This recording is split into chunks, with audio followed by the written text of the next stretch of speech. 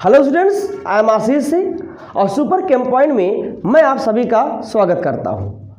अभी तक जो प्रीवियस वीडियो लेक्चर मैंने आपको दिया उसमें यह सीखा कि सीमेंट क्या होता है, सीमेंट का मैन्युफैक्चरिंग कैसे होता है और सीमेंट का सेटिंग और हार्डनेस कैसे होता है, उसका क्या प्रोसेस है उसको हम लोगों ने सीखा। आज हम लोग ये सीखेंगे कि सीमेंट का दुश्मन कौन है। सीमेंट का दुश्मन का मतलब यह हुआ कि सीमेंट कैसे डिके करता है, सीमेंट में ऐसे कौन से प्रोसेस होते हैं जो अगर हम उसको सेफ ना करें, उसके जो भी मटेरियल हैं, तो धीरे धीरे क्या होता है बेटा, वो डिके करना शुरू करता है। तो उसी प्रोसेस को आज हम लोग देखेंगे। और आप लोगों ने देखा भी होगा, जिस दीवार पर अगर प्लास्टर हो गया है, अगर उसको हम सेफ ना करें, उस पर हमने पीओपी ना कराए, पीओपी ना हो, उस पर आपके पेंट वगैरह ना हो, तो वो क्या होते हैं कि मॉइस्चर और एयर के कांटेक्ट में आने पर वहाँ पर एक वाइट कलर के स्पॉट आपको देखने को मिलते हैं। तो आज हम वही समझेंगे कि वो वाइट कलर का स्पॉट कैसे बनता है। तो बेटा आपने सेटिंग और हार्डनिंग प्रोसेस में आपने देखा था कि वहाँ पे दो केमिकल बनते थे हाइड्रोलिसिस के बाद। एक बनता था कैल्शियम हाइड्रोक्साइड और दूसरा बनता था एल्युमिनियम हाइड्रोक्साइड। कैल्शियम हाइड्रोक्साइड का काम क्या है? कैल्शियम हाइड्रोक्साइड ये सीमेंट के जो पार्टिकल होते हैं या सैंड पार्टिकल जो बाहर से आपने बालू वगैरह मिलाया है, ये इनको जोड़ने का काम करता है।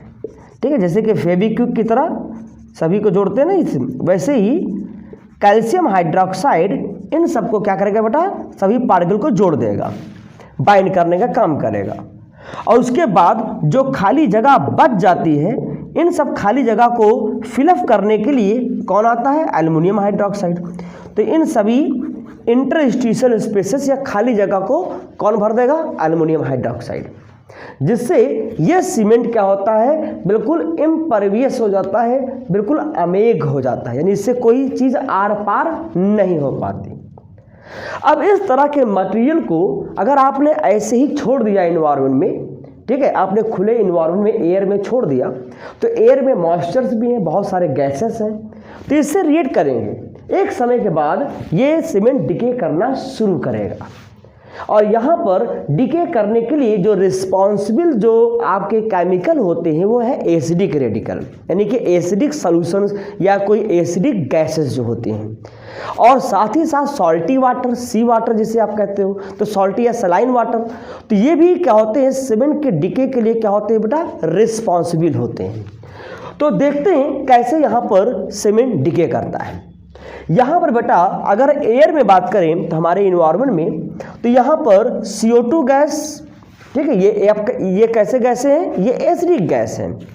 ऐसे ही आपके इंडस्ट्रियल एरिया में अगर है तो वहाँ पर भी पॉल्यूशन के फॉर्म में क्या मिलता है? सल्फर डाइऑक्साइड, नाइट्रोजन के ऑक्साइड, ये सब भी मिलते हैं। तो इन्हीं की वजह से जो होता है बेटा वो सीमेंट डिके करता है, क्योंकि ये एसिडिक गैसेस है और यही जो होता है ये बेस है। चूंकि ये कैसा है बेटा, ये बेस है, बिल्कुल सिंपल समझ लीजिए बेस। और ये क्या है? एसिड। रिएक्ट करेंगे तो क्या बनेगा? आपके क्या बनेंगे? सॉल्ट बनेंगे, अदर सॉल्ट बनेंगे, जिसकी वजह से सीमेंट धीरे धीरे क्या होता है, डिके होना शुरू हो जाता है। तो उसी का एक छोटा सा प्रोसेस मैंने यहाँ पर लिखा हुआ है, इसी से आपको सीमेंट के डिके प्रोसेस को समझ में आ जाएगा, यानी सीमेंट कैसे डिके करेगा। तो यहाँ पर जो बाइंडिंग मटेरियल है, यानी कि सीमेंट के पार्टिकल को जोड़ने वाला जो मटेरियल है वो क्या है? Calcium hydroxide.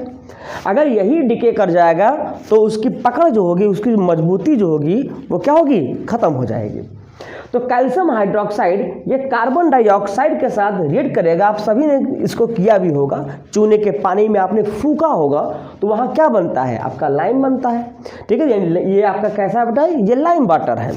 ठीक है, तो इस लाइम वाटर में आपने CO2 गैस को पास कराया तो क्या बनेगा? कैल्शियम कार्बोनेट, जो कैसा होता है? व्हाइट कलर का प्रेसिपिटेट बनता है और यही आपको दीवारों पे दिखता है सफ़ेद सफ़ेद कलर का।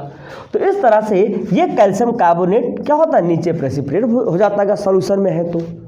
और साथ ही साथ वहाँ पर अगर एयर में अगर मॉइस्चर है तो मॉइस्चर के साथ ये रिएक्ट करके क्या बनाता है बेटा? ये CO2 के साथ और प्लस मॉइस्चर के साथ रिएक्ट करके क्या बनाएगा? कैल्शियम बाइकार्बोनेट, जो कि कैसा होता है? ये सॉल्युबल होता है। ठीक है, ये सॉल्युबल रहेगा।